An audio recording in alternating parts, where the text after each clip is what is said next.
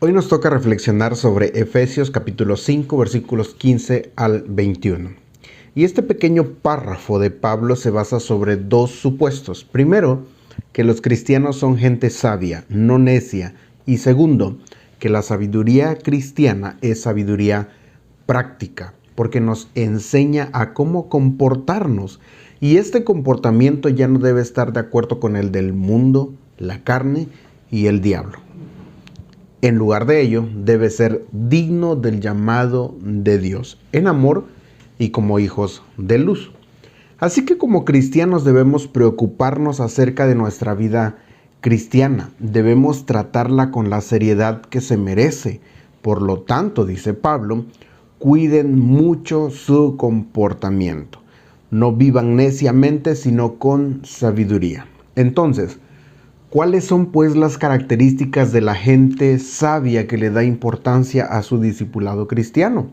Primero, la gente sabia sabe que el tiempo es un bien precioso y lo aprovecha.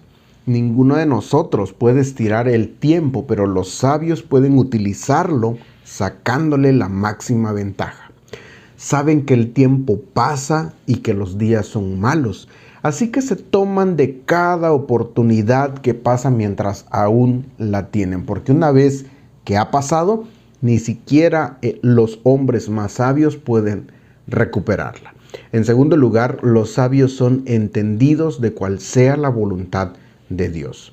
Están seguros de que mientras la propia voluntad es insensata, la sabiduría se encuentra en la voluntad de Dios y en ningún otro lado.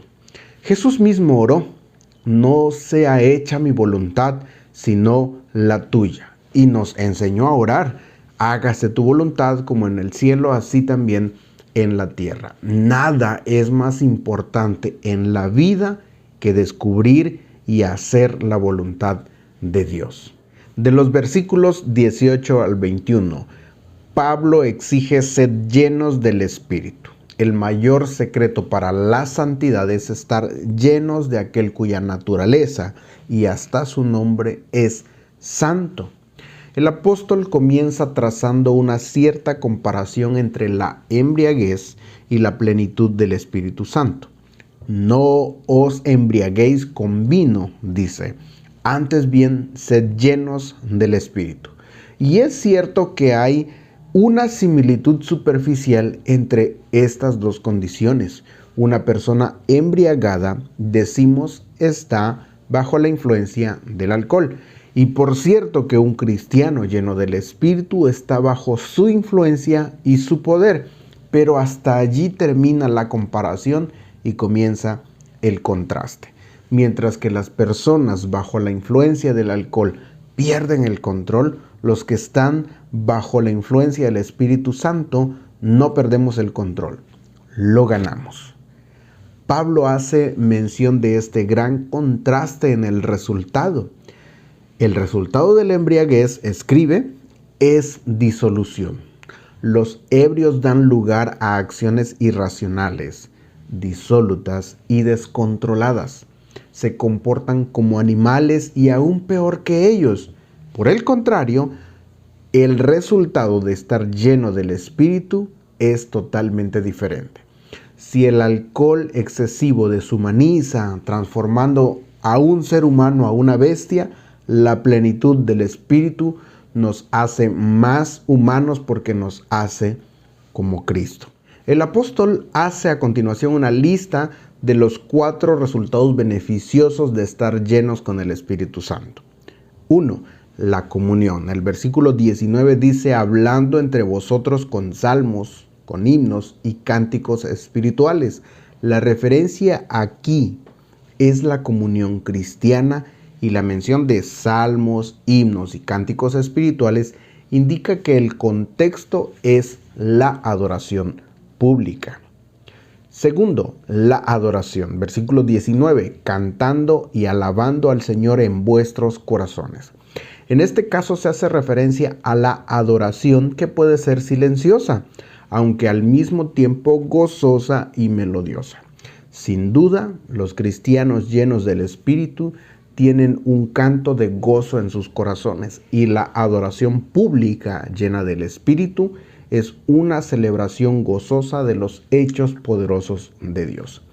El tercer resultado de estar llenos del Espíritu Santo es la gratitud. El versículo 20 dice, dando siempre gracias por todo al Dios y Padre en el nombre de nuestro Señor Jesucristo. La queja era uno de los pecados que acosaban al pueblo de Israel. Siempre estaban murmurando contra el Señor y contra Moisés. Pero el creyente lleno del Espíritu rebosa en agradecimiento y no en queja. Aunque el texto dice que debemos dar gracias siempre y por todo, no debemos tomar literalmente estas palabras porque no podemos agradecer a Dios absolutamente por todo, incluyendo la maldad. Ese por todo por el que debemos dar gracias a Dios debe entenderse en su contexto, es decir, nuestro agradecimiento debe ser por todas las cosas que sean consistentes con la amante paternidad de Dios y la autorrevelación que nos ha dado en Jesucristo. Cuando estamos llenos del Espíritu Santo, agradecemos a Dios, nuestro Padre, en el nombre del Señor Jesucristo. Y el cuarto resultado de ser llenos del Espíritu Santo es la sumisión. Someteos unos a otros en el temor de Dios. El Espíritu Santo es un espíritu humilde y aquellos que están realmente llenos de Él siempre muestran la mansedumbre y bondad de Cristo.